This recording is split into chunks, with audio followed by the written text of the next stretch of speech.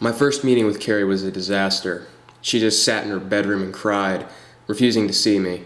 Her roommate and I tried to calm her down for nearly half an hour, but eventually I had to call it quits.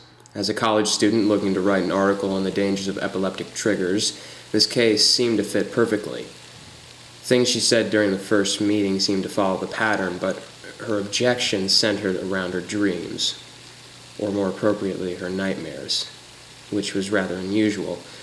The source of the epilepsy was supposedly a mass email that affected a couple hundred people a few years ago. Everyone I tried to get in contact with flat out refused. Carrie was the exception. A few days later, I received a second call. I apologize for my prior behavior, but please, you must understand that this is a very hard subject for me to talk about. I've never told anyone about it. I fear for what people think about me, what it might do. Please, I would like another meeting with you.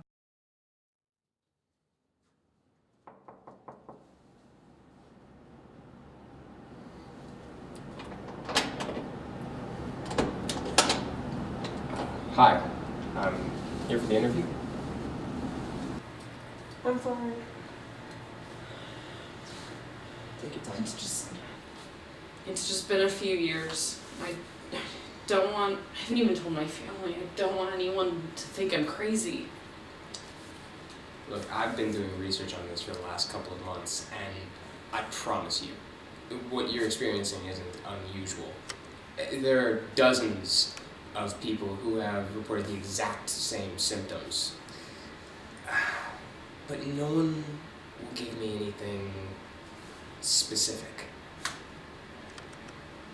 If it helps, I could withhold your name.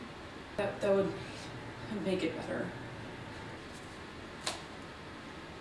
I worry about your safety. What do you mean? Since I saw that picture, I can't, I'm just worried for you. I can't sleep. Because of the epileptic seizures? No, the nightmares. Nightmares? About what? Don't think I'm crazy. I'm just here for answers. Great help. There's a picture of a dog, but it's not a dog. It was just staring and smiling. I had this most terrifying stare. Go on. It was like it was looking into you. It could see through the screen. The smile. That smile haunts me every night. It's a wide grin, very, very wide grin, very white teeth. Very, very straight, sharp, human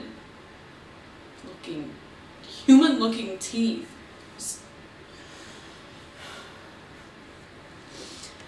It comes to me in my nightmares. It won't let me sleep. It tells me that if I spread the word, I can sleep again. Spread the word. Yeah, I know what it wants. It just wants me to show someone that picture. Have you? No, that's why this is so hard. If I show the picture to someone, then they'll be going through what I go through. It'll haunt them instead of me, and I can't do that to someone. So it's haunting you? Yeah. Yes, it is.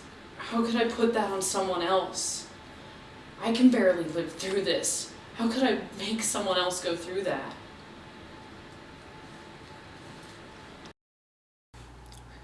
The meeting left me with more questions than answers.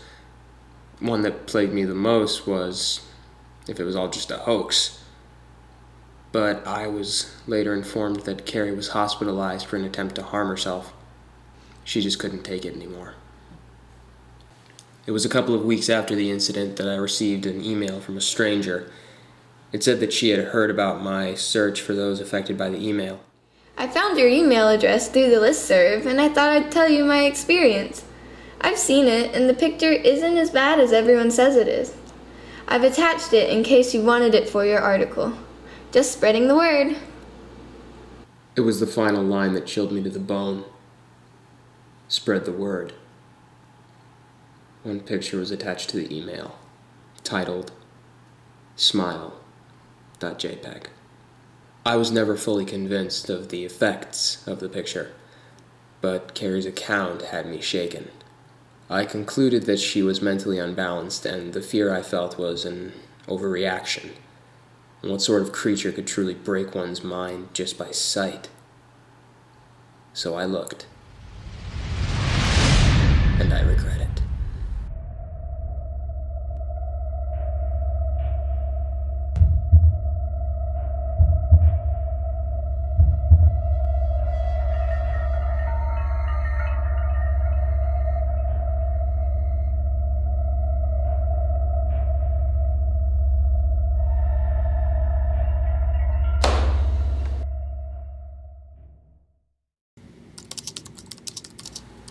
I kept myself awake. I worked on the article to keep myself busy, but when I slept, it would come to me, telling me to spread the word.